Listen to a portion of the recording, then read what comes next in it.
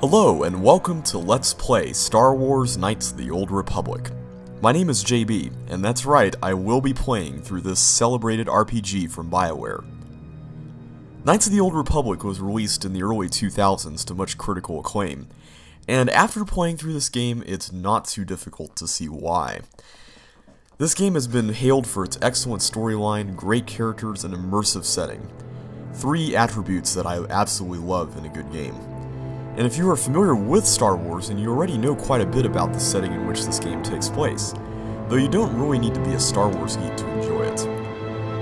It takes place about 3,000 years before the events of the movies, so it's not really connected to them in many ways, although there is plenty of fan service here for those who are familiar with the universe in which Star Wars takes place, so if you are a fan of Star Wars, then prepare to be amazed, because this game is just incredible.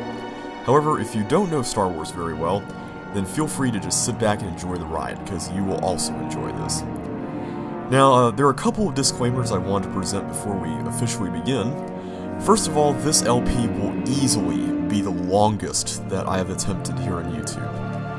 I say this because this game is an incredibly long game. It will take probably about 60 hours to get through. That's just an estimate. The second thing I wanted to mention is that I am recording this using Screenium here on the Mac, which is a recording program that I'm still learning. So the frame rate may not quite be optimal, but it shouldn't be a problem in most cases. The third and probably the most important thing I wanted to mention, though, particularly for my audience, is that I am not, unfortunately, the most seasoned RPG player in the world.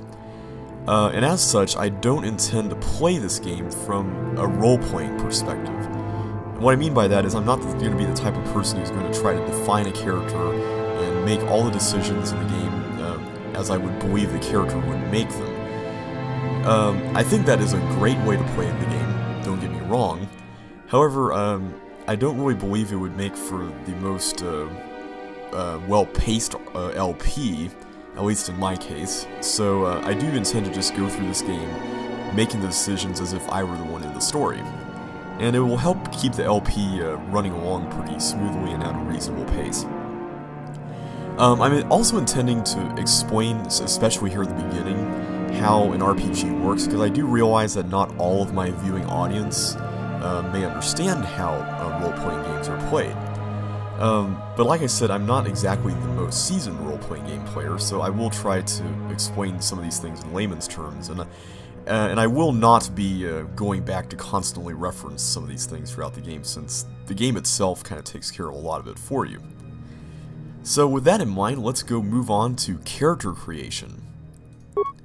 One thing I should mention is that Knights of the Old Republic is based on the 3rd edition Dungeons & Dragons rules, and it uses the D&D classes as well. There is the Soldier, who is basically the combat-intensive, strength-heavy character. There is the Scoundrel, who's basically the rogue class, the one that's more skill-intensive, basically the heavy talker, the one who is very good at computer hacking or security cracking. And then there is the Scout, who's basically a hybrid, if you will, of the two classes. The jack-of-all-trades, master of none, and as this description says, an explorer most at home on the fringes of space.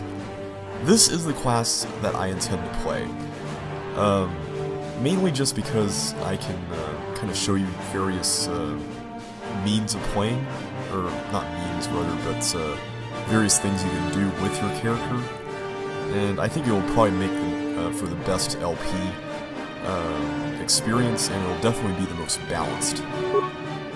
I am going to play as a male character. I do realize that female is an option, but I'm going to play as a male for two reasons. A, I'm a male, and I kind of just feel most comfortable playing as a male character in an LP. No offense to those who enjoy the female character in this game, but it's just what I'm more comfortable with, and I'd rather do it for the LP. And the second reason, probably the more important one, is that the male character is actually the canon character as far as the official explanation for what happened in this game. So if you enjoy the female character, I'm sorry, but I'm sure there's an LP of that somewhere here on YouTube that you can also enjoy. I'm going to be going through the custom character creation because it will help me assign all of the attributes, skills, and feats manually, and I do want to do that throughout the game. So with that in mind, let's go ahead and begin. First of all, I'm going to customize the character's appearance, and there are a few presets here from which I can choose. That's the one that I used on my first playthrough of the game. I'm going to go and use this one mainly because that's the closest one to how I look in real life. Here are some of the other ones. I really like that one a lot. They're all pretty good, I gotta admit, but I do intend to use this one right here. Now, the second thing we're going to assign is attributes, and these are all listed here on the lower left of the screen. What you see on the lower right of the screen are what the game calls saving throws, and I'll explain more of what those entail later on. So here we go, attributes. First of all, there is strength. Strength measures physical power. A high strength adds modifiers to melee damage and chance to hit, which is important for characters that use close combat weapons, vibroblades or lightsabers. Now, basically, the way the game works is the way a typical pen and paper RPG works.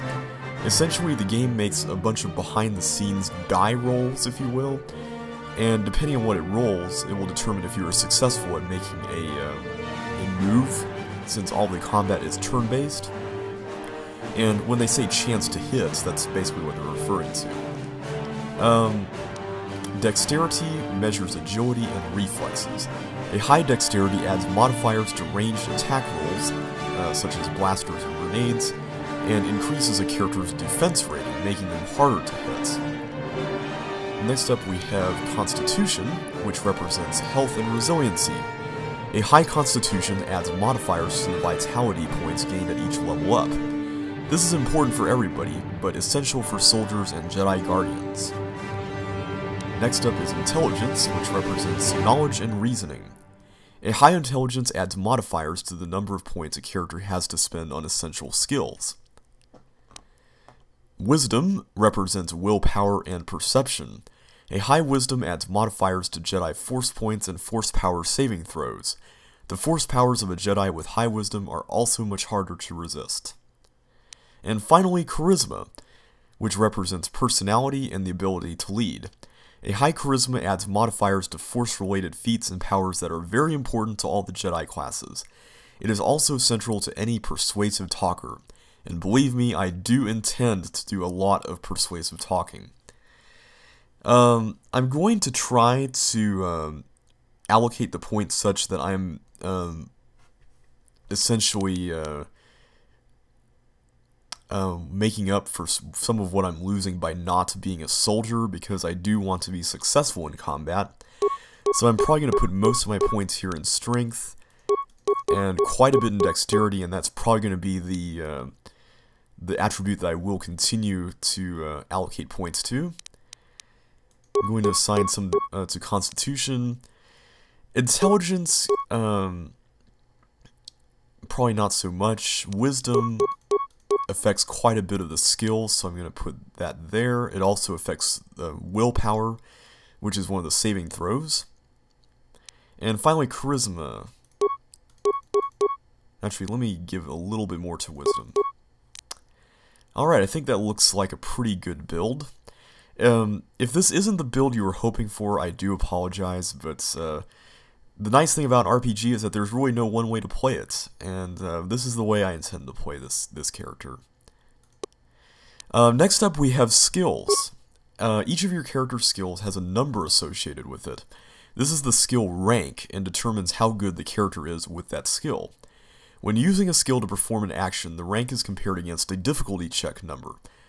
For example, to open a lock with a DC of 15, take your skill rank in security plus wisdom modifier, a 20-sided die roll. If the total is 15 or greater, the lock is opened. So yeah, like I said, the game makes all these behind-the-scenes rolls, and if you're successful, then everything will work out in your favor. Basically, the way the skill allocation works is that there are certain skills that are class skills and skills that are not. And if your skill is not, or if a skill is not a class skill, then you will have to spend more points on it. We have 12 points, and I'm going to try to spread those pretty wisely here. First is computer use. Computer use allows a character to slice computer programs using disposable logic RAMs called computer spikes. A character might disable gun turrets or flood a patrol area with more complicated tasks requiring more spikes.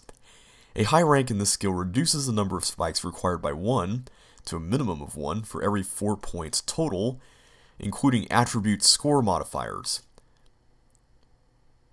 Now, each of these skills has a what some people call a governing attribute associated with it. And in the case of computer use, that would be intelligence. I'm going to allocate a couple of points to this. Demolitions can be used to set, recover, or disarm mines. Such devices are either of low, DC 15 to set, medium, DC 20 to set, or high difficulty, DC 25 to set. And we won't really be encountering high difficulty mines until later on in the game, so there's no need to worry about that. Attempting to disarm the mine adds +5 to the DC, and attempting to recover the mine adds +10 to the DC. This skill cannot be used untrained. So basically, as long as you allocate some amount of points to it, you can attempt to disarm or more difficultly recover the mines. But if you don't allocate any points at all to it, you cannot even attempt to do that. I will allocate 1 point. I'm not going to be too big on mines in this game. If we need to pick some up, I will allow another character to do that. So I'll just allocate a point in case I need to do it in some case. Next up is stealth, which governs the use of camouflage devices to enter stealth mode. And you can see up here that the related attribute is dexterity. I don't know. Yeah, okay, yeah, they do list intelligence as the ones for these. If a character equips such a device and activates stealth mode, opponents must make an awareness check versus the character's stealth skill, or be unable to detect them, even if the character is in a direct line of sight. A character in stealth mode can set to disable and recover mines, use computers and repair droids, and open doors or containers. Party members will not automatically enter combat while in this mode. Combat cancels stealth mode. Stealth mode will not work without a camouflage unit. Units of higher quality grant a bonus to the skill. Basically, stealth involves using a cloaking device, and this is not really something I intend to do in this game. So I'm not actually going to allocate any points at all to that. Next up is awareness, which is governed by wisdom. Awareness governs the ability of a character to spot objects or enemies hidden by stealth. If a successful check of this skill is made against the stealth skill of an enemy or the DC of a mine, the enemy or object is noticed and becomes visible. Awareness is always active. And basically, awareness allows you to actually see the mines, so you can disarm them.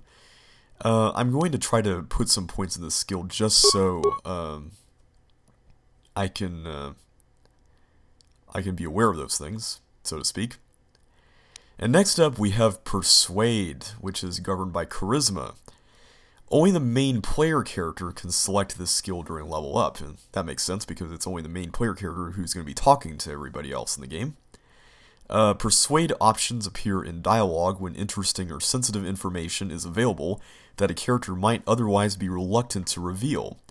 When selected, rank in this skill is compared with how extreme the request is, difficulty class low, medium, or high relative to the player level. A guard might easily agree to increase a bounty, but convincing him to leave his post would be much harder. So, yet another comparison that takes place behind the scenes, and this is something that I intend to invest a lot of points in, even though it's not a class skill. So I'm going to go ahead and put 2 points into that. Next up is Repair, which allows a character to fix disabled mechanical devices like droids using disposable packages of parts. The number of part kits required increases with the difficulty of the repair. This skill reduces the number of parts required by 1 to a minimum of 1 for every 4 points total, including attribute score modifiers. This skill also modifies the amount of vitality points recovered when party member droids use repair kits, advanced repair kits, and construction kits on themselves to repair combat damage. And I do intend to invest a lot into this skill, and you will see why later on in the LP. I'm going to actually take a little bit off awareness and a little bit off computer use. Security is used to access electronic locking devices. Once a character invests points in the skill, it becomes one of the default options on targeted doors and containers. It's basically like demolition, except with doors. Security spikes can grant a bonus to the skill, and any in inventory will also appear as a default option on targeted doors and containers. Characters with no points invested cannot attempt to use this skill. I don't intend to really invest anything in this, much like stealth, because it is not exactly very useful, especially if you have somebody in your party who can do this. And later on, it becomes even easier just to bash through doors anyway, so I'm not really going to do anything with this at all. Treat Injury is governed by Wisdom. Treat Injury improves the amount of damage healed when a med pack is used, adding the modified rank to the number of vitality points healed. Advanced med packs and life support packs, which are basically more awesome versions of med packs, apply multipliers to the user's skill, increasing the amount healed again. I do intend to put a lot of points into this. I think it will be very useful. I'm going to put one more into repair. Essentially, repair is like treat injury except for droids. So this is basically all the classes, and for now I'm going to keep this allocation. I might take one off.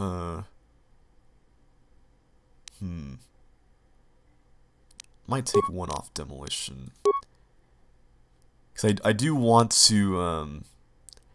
I do want to be able to heal up effectively in battle, because I'm not a combat intensive character.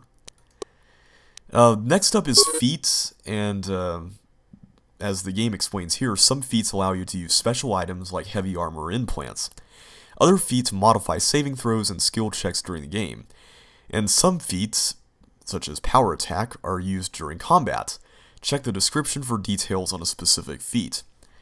So basically there are, you have been granted the following feats this level: Armor Proficiency Light, Armor Proficiency Medium, Flurry, Implant Level 1, Rapid Shots, Weapon Proficiency Blaster Pistol, Weapon Proficiency Blaster Rifle, and Weapon Proficiency Melee Weapons. And these are all great to have.